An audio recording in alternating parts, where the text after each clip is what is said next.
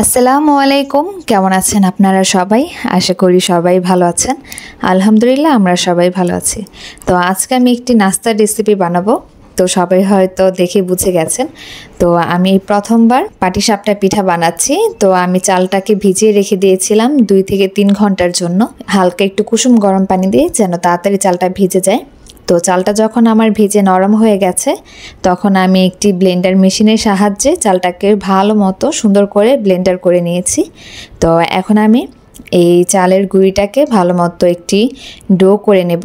তার জন্য এখানে আমি 2 চামচ পরিমাণে ময়দা ব্যবহার করলাম, যেন চালটা ফেটে না যায় বানানোর সময় পিঠাটা। এরপরে আমি স্বাদমতো চিনি দিয়ে দিলাম, স্বাদমতো দিয়ে দিলাম লবণ।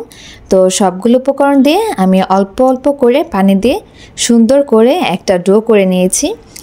আর পাটিসাপটা পিঠার ডোটা বেশি নরমও করা যাবে না, আবার বেশি ঘন হবে না। তো আমি প্রথমবার বানাচ্ছিলাম, তো প্রথমবারের অভিজ্ঞতা। আমি এর আগে কখনো পাটিসাপটা পিঠার এই ডোটা রেডি করিনি। এইভাবে নর্মালি পিঠা বানিয়েছি, কিন্তু ডো এই ফার্স্ট টাইমই করলাম। তো গুড় ছিল না বিধায় আমি একটু কালারিং পাটিসাপটা পিঠা বানাবো আজকে। তো তার জন্য আমি অল্প একটু চালের গুঁড়ি আলাদা করে নিয়ে একটু ফুড কালার ব্যবহার করে দিলাম, যেন দেখতে ভালো লাগে। একবারে সাদা কেমন লাগবে। তো এই প্রথমবার বানাচ্ছিলাম, একটু ভয় লাগছিল যে নষ্ট হয়ে যাবে নাকি। তো এরপরে আমি বানানো শুরু করে দিয়েছি। তো প্রথমে আমি যেই কালার দিয়ে রেখে দিয়েছিলাম গুঁড়িটাকে, সেটা আগে আমি সুন্দরভাবে গোল করে দিয়েছি। তো এটা যখন শুকিয়ে গেছে, এরপরে আমি সাদা যেই ডোটা আছে সেটা দিয়ে 4-5টা গোল করে নিয়েছি। তো আমার কিন্তু প্রথম 2-3টা পাটিসাপটা পিঠা নষ্ট হয়েছিল, তো পরবর্তীতে আবার ঠিক হয়ে গেছে। তো আমার চালের যে গুঁড়িটা আছে সেটা একটু ঘন হয়ে গিয়েছিল, সেজন্য পিঠাটা হচ্ছিল না। তো পরবর্তীতে আমি অল্প একটু পানি আর আরেকটু পরিমাণে আটা ব্যবহার করে নিয়েছি। তো সেটা আর দেখানোর মতো প্রয়োজন মনে করিনি। মানে যদি একটু নরম হয়ে যায় তাহলে আপনারা চাইলে একটু আটা ব্যবহার করে ঘনত্বটা ঠিক করে নিতে পারেন। আর যদি বেশি ঘন হয়ে যায় তাহলে পরিমাণ মতো আর একটু পানি দিয়ে ডোটাকে নরম করে নিলেই হয়ে যাবে।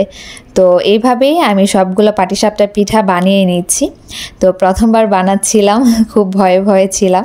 তো আলহামদুলিল্লাহ অনেক সুন্দরভাবেই পরবর্তী যে পিঠাগুলো আছে সেগুলো হয়েছে। তো খেতে কিন্তু বেশ ভালো লেগেছিল। আর বাহিরের খিরসা দিয়ে খেতে কিন্তু এমনি তো ভালো লাগে পাটিসাপটা পিঠা। আর আমি কিন্তু ফ্রাই প্যানের মধ্যে একটু তেল ব্রাশ করে নিচ্ছি। আর তেল ব্রাশ না করে নিলে কিন্তু নিচে লেগে যাওয়ার সম্ভাবনা থাকে, আর পিঠাটা নষ্ট হয়ে যেতে পারে। তো আমি একবার তেল ব্রাশ করে 2টা পিঠা বানিয়ে নিচ্ছি, যেন সুন্দরভাবে উঠে আসে।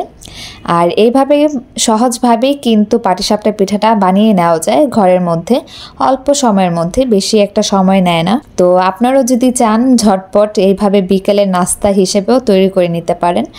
আর ঘরে তৈরি খিরসাটাও কিন্তু খুব ভালো হয় পাটিসাপটা পিঠার ক্ষেত্রে। তো এ পর্যন্ত আমার ভিডিওটি যারা দেখেছেন, আশা করব আপনাদের কাছে ভালো লেগেছে।